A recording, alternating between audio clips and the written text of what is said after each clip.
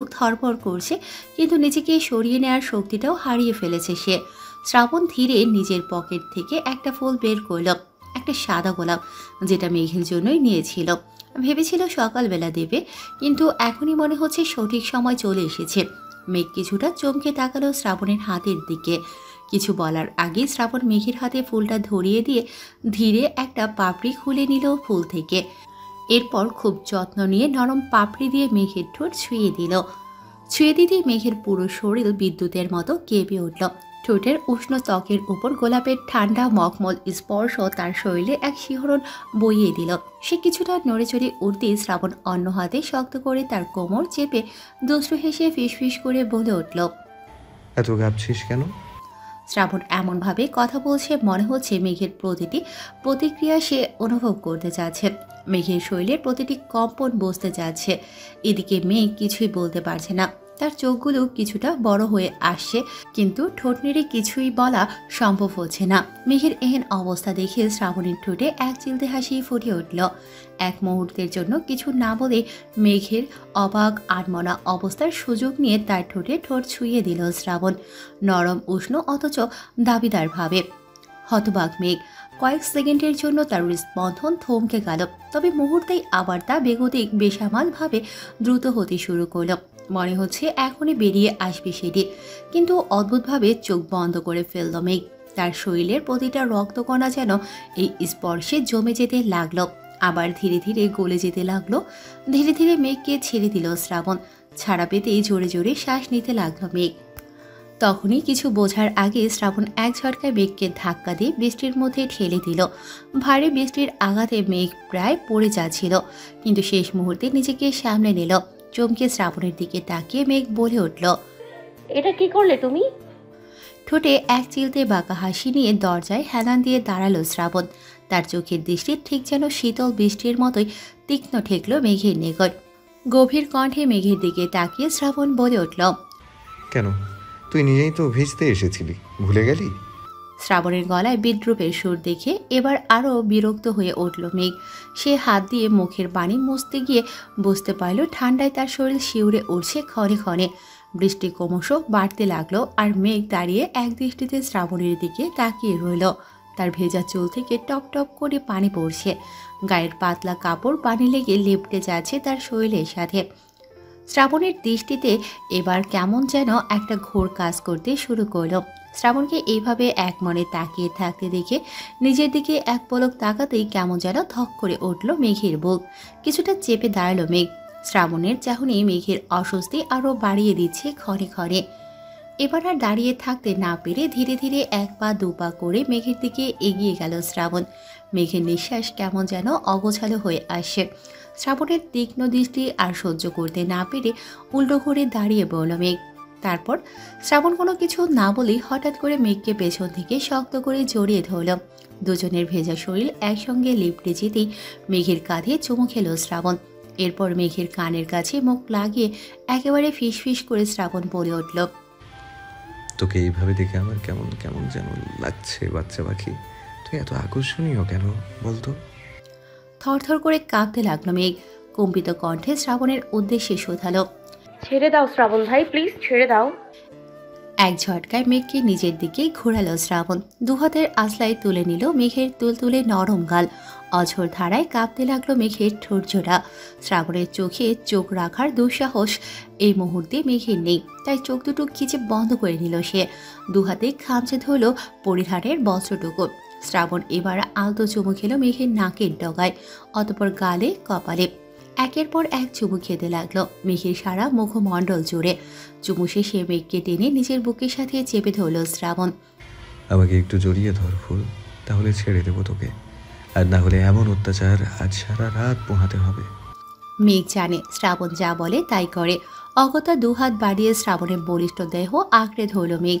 প্রশান্তময় আলিঙ্গনে শ্রাবণের বুক চিরে এক স্বস্তির নিঃশ্বাস বের হয়ে এলো। দূর থেকে তাদের দিকে রক্তচক্ষু নিয়ে তাকিয়ে আছে আদিবা। রাতের বেলায় শ্রাবণকে বেরিয়ে যেতে দেখেছিল সে। বাড়িতে ফিরেছে কিনা তাই চুপি চুপি দেখতে এসেছিল, তবে চাক্ষুষ এমন দৃশ্য দেখবে কখনোই ভাবেনি সে। দুহাত মুষ্টিবদ্ধ করে নিজের ক্রোধ নিয়ন্ত্রণ করার চেষ্টা করতে লাগলো আদিবা। এই মুহূর্তে তার মন চাইছে মেঘকে খুন করে ফেলতে, তবে এখন দাঁড়িয়ে তাদের এমন দৃশ্য অবলোকন করার আর কোনো ইচ্ছে বা সাহস কিছুই অবশিষ্ট নেই তার মধ্যে। তাই আর দাঁড়িয়ে না থেকে রাগে গজগজ করতে করতে সেখান থেকে চলে গেল আদিবা। কিছু মুহূর্ত এইভাবেই দাঁড়িয়ে থাকার পর মেঘকে নিজের দিকে ফিরালো শ্রাবণ। আলতো হেসে বলে উঠল, আমি এতটাও নিষ্ঠুর নই পাখি।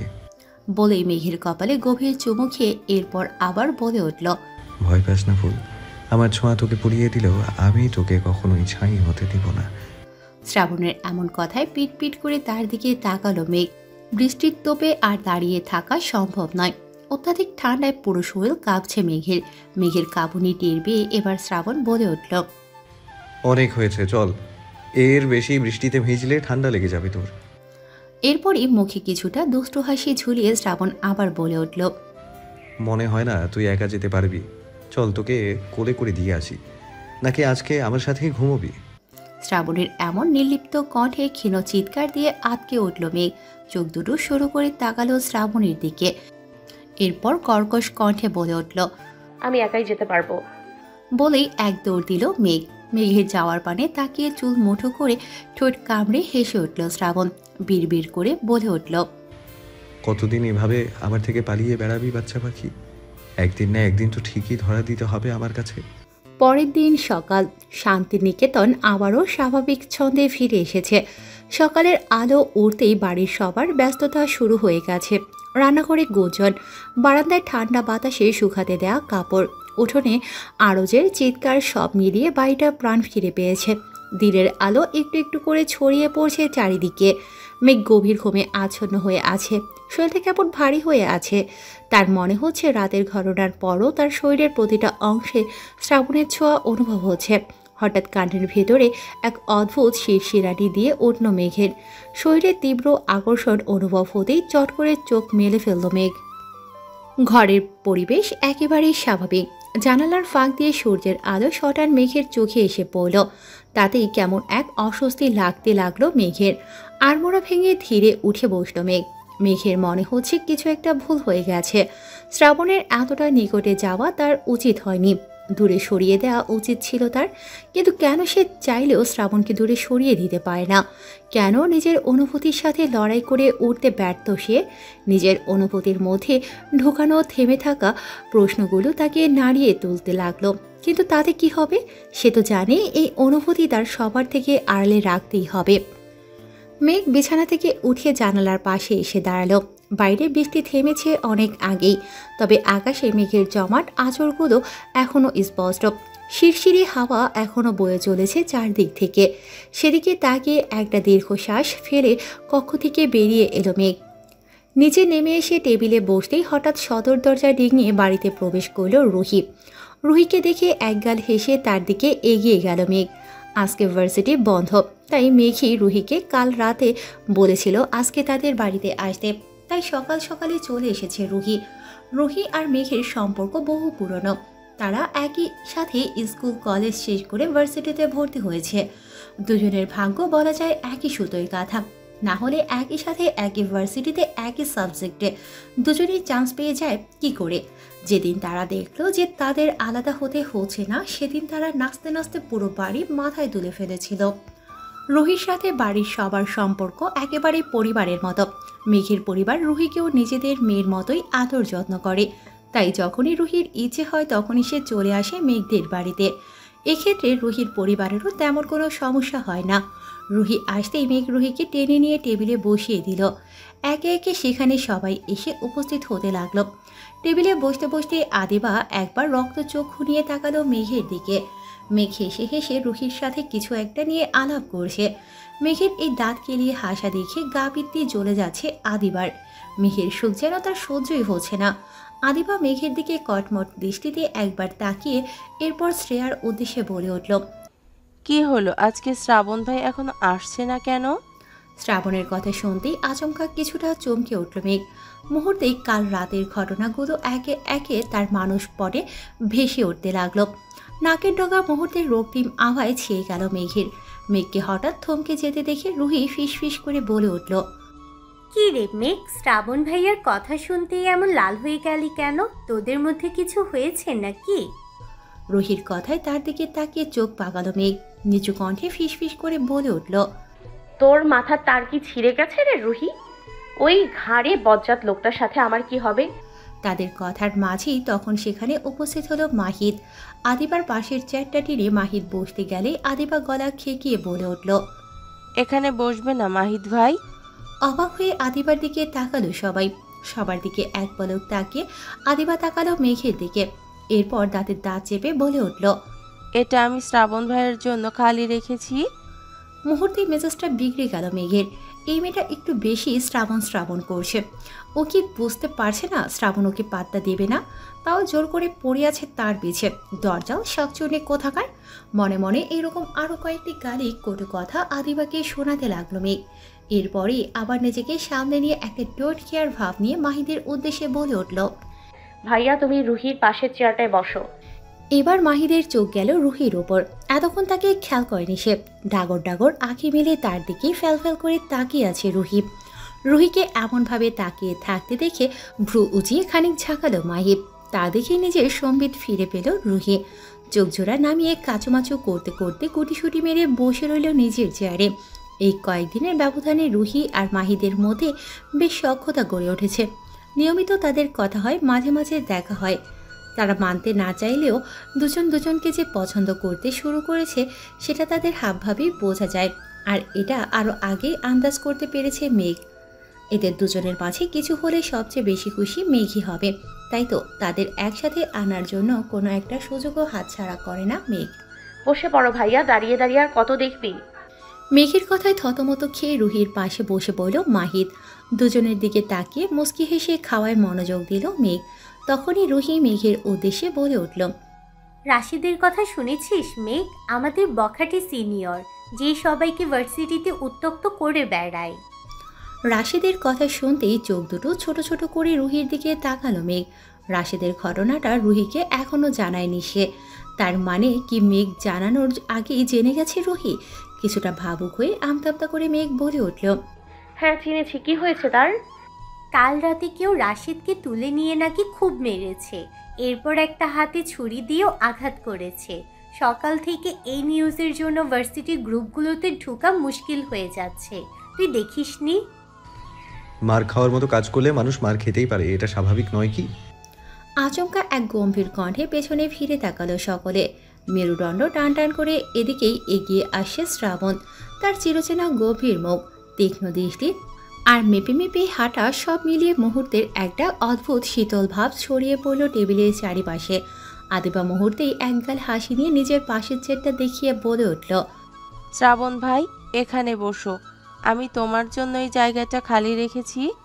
শ্রাবণ কোনো কথা না বলে এক ঝলক মেঘের দিকে তাকালো। মেঘ ততক্ষণে নিজেকে সামনে নিয়ে মুখ ফিরিয়ে ঠান্ডা গলায় মাহিদের দিকে তাকিয়ে বলে উঠল, ভাইয়া আজকে আমরা বেরোবো, বিকেলের দিকে রেডি থাকিস, আমি রুহি আর তুই। পাশ থেকে শ্রেয়া বলে উঠল, আমি কি দোষ করেছি? শ্রেয়ার দিকে তাকিয়ে মাহিদ আর রুহিকে নিয়ে কি যেন ইশারা করল মেঘ। তা দেখে অভিজ্ঞদের মতো মাথা ঝাঁকালো শ্রেয়া। এরপর চুপচাপ আবার খাওয়ায় মনোযোগ দিল। খেতে খেতে মাহিদও বলে উঠল, ঠিক আছে। আদিবা বিরক্ত মুখে মাহিদের দিকে তাকালো, কিন্তু মাহিদ তাতে বিন্দুমাত্র পাত্তা না দিয়ে খাওয়ায় মন দিল। শ্রাবণ কিছু না বলে মেঘের পাশে দাঁড়িয়ে মেঘের দিকে তাকালো। মেঘ দেখেও না দেখার ভান করে খেতে লাগলো। তবে তার মনের ভেতর যে অস্থিরতা বাড়ছে সেটা লুকানো মুশকিল হয়ে পড়েছে।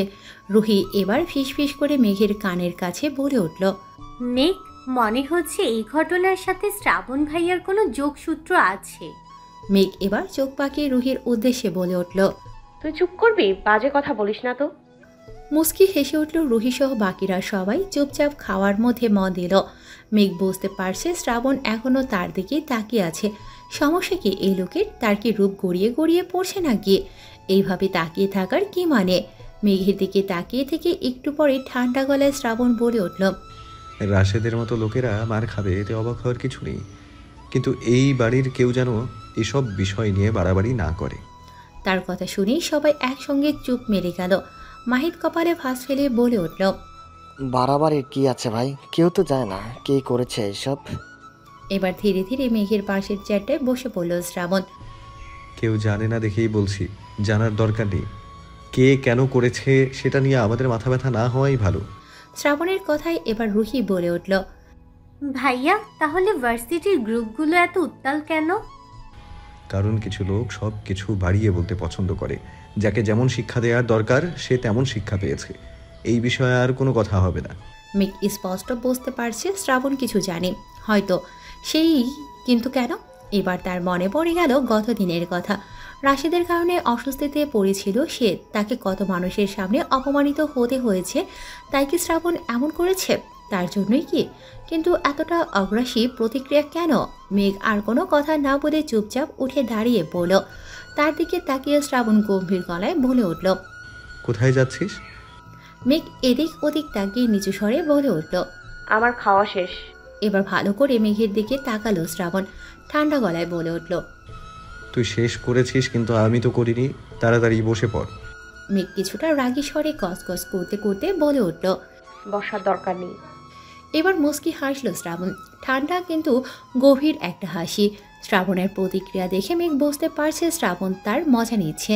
এবার হাসি থামিয়ে শ্রাবণ বলে উঠল, তুই কি এভাবে আমার পাশ থেকে উঠে যাওয়াটাকে অভ্যাস বানিয়ে ফেলেছিস? মেঘ এবার চোখ পাকিয়ে বলল, তোমার পাশ থেকে উঠে যাওয়ার অভ্যাস কেন করব? কফির কাপে চুমুক দিতে দিতে শ্রাবণ বলে উঠল, কারণ যখনই তোকে দেখছি আমার থেকে পালিয়ে বেড়ানোর চেষ্টা করতে থাকিস। পরে হচ্ছে তোর এটা করার দরকার পড়ছে বারবার। মেঘ রাগে ঠোঁট কামড়ে ধরল। এই লোকটার সাথে তর্ক করা মানে নিজের মাথা নিজেই খারাপ করা। কিন্তু তার উঠে যাওয়া নিয়ে যে এমন কটাক্ষ করবে সেটা মেঘ ভাবেনি। মেঘের দিকে চোখ দুটো বড় বড় করে তাকিয়ে আছে আদিবা, যেন এখনই কাঁচা চিবিয়ে খেয়ে ফেলবে তাকে। এতক্ষণ ধরে চেয়ারটা খালি রেখেছে শ্রাবণের জন্য, কিন্তু শ্রাবণ ঠিকই গিয়ে মেঘের পাশে বসেছে। আর মেঘ এখনই কেন উঠে যাচ্ছে? আরও আগে যেতে পারলো না? তাহলে তো আর শ্রাবণ তার পাশে বসলো না। নিজেকে শান্ত করে আদিবা তখনই একগাল হাসি দিয়ে বলে উঠল, চলো না শ্রাবণ ভাই, আমরাও কোথাও ঘুরতে যাই।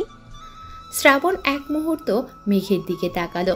মেঘ আবারও বসে পড়ার কথা ভাবছিল, কিন্তু আদিবার এমন আদিক্ষেতা দেখে আর এক মুহূর্ত সেখানে দাঁড়ানোর প্রয়োজন মনে করল না। চেয়ার ঠেলে গটগট করে হেঁটে সেখান থেকে চলে গেল মেঘ। মেঘের যাওয়ার পানে নিষ্পলক চোখে তাকিয়ে শ্রাবণ বলে উঠল, আমি কোথাও যাচ্ছি না। তোদের মন চাইলে তোরা যেতে পারিস। এখন সময় বিকেল। সকালের ঘটনার পর আর কোথাও বের হয়নি মেঘ। ঘুরতে যাওয়ার প্ল্যান ক্যান্সেল হয়ে গেছে আরও আগেই। মেঘ নিজেও জানে না আদিবা শ্রাবণের আশেপাশে থাকলে তার কেন এত অস্বস্তি লাগে, কেন বুকটা চিনচিন করে ওঠে তার, কেন মনে হয় কেউ যেন তার খুব প্রিয় জিনিস তার থেকে কেড়ে নিতে চাইছে। অজান্তেই বুকের ভেতরটা কেমন থুকপুক করতে থাকে তার। তাই তো আদিবা যখন ঘুরতে যাওয়ার কথা বলেছে তখনই সেখান থেকে চলে এসেছে সে। পড়ার টেবিলে বসে বসে এসবই ভাবছে মেঘ। পড়তে বসেছে ঠিকই, তবে পড়ার থেকে শ্রাবণের ভাবনায় বেশি বিভোর সে। কিছুক্ষণ ভাবনা চিন্তার পর মাথা থেকে সকল অযাচিত চিন্তাভাবনা দূরে ঠেলে আবারও পড়ায় মনোযোগ দিল মেঘ। বইয়ের তাকে তাকাতেই দেখল তার কাঙ্ক্ষিত বইটি নেই। নিশ্চয়ই সেটা শ্রাবণের কক্ষে রয়েছে। এখন কি যাবে বইটা আনতে?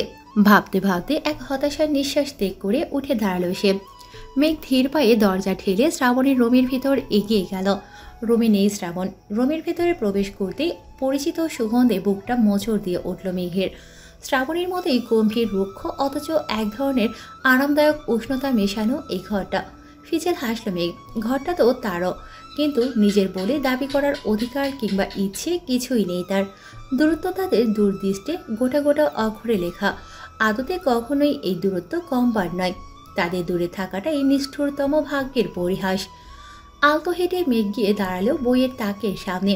দাঁড়িয়ে কিছুক্ষণ খোঁজাখুঁজি চালাতে লাগলো, কিন্তু কোথাও তার প্রয়োজনীয় বইটি পেল না। অগত্যা উল্টো ঘুরে বেরিয়ে যাওয়ার প্রস্তুতি নিল। তবে এক পা এগোতেই আবারও থমকে পড়ল মেঘ। ঘাড় ঘুরিয়ে আবারও তাকালো বইয়ের তাকের দিকে। তৎক্ষণাৎ তার নজর কাড়ল একটা পুরনো কভারের বই। ধুলো জমে যাওয়া কভারের নামটা ঠিক স্পষ্ট নয়, তবে বইটা কিছুটা পরিচিত ঠেকল তার নিকট। মেঘ হাত বাড়িয়ে তাক থেকে বইটা তুলে নিল। বইয়ের উপর হাত বুলিয়ে বইটা খুলতেই আচমকা একটা হলুদ খাম নিচে পড়ে গেল। তড়িঘড়ি করে সেদিকে তাকালো মেঘ। ধুলো জমা খামের কিনারাটা একটু ছেঁড়া, মনে হচ্ছে অনেক পুরনো কিছু। মেঘ কিছুটা দ্বিধাদ্বন্দ্বে পড়ে গেল, কিন্তু কৌতূহল কাবু করে ফেলতে লাগলো তাকে। শুকনো ঠোঁট জিভ দিয়ে ভিজিয়ে উবু হয়ে খামটা হাতে তুলে নিল মেঘ। মুহূর্তক্ষণ খামটার দিকে তাকিয়ে একরাশ কৌতূহল নিয়ে খামটা খুলতেই ভেতর থেকে একটা চিঠি আর একটা ছবি বেরিয়ে এলো। চিঠিটা কিছুটা পুরনো, কাগজের প্রান্তগুলো বাদামি হয়ে এসেছে, তাই আর চিঠিটা খুলল না মেঘ। তার চোখ গেল ছবিটার দিকে। হ্যালো বন্ধুরা, পরবর্তী পার্ট খুব তাড়াতাড়ি আসবে, তো সবাই অপেক্ষায় থাকো। আর চ্যানেলটি যারা এখনো সাবস্ক্রাইব করোনি তারা পরবর্তী পার্ট দেখার জন্য চ্যানেলটি সাবস্ক্রাইব করে রেখো। ধন্যবাদ সবাইকে, আমাদের সাথেই থেকো।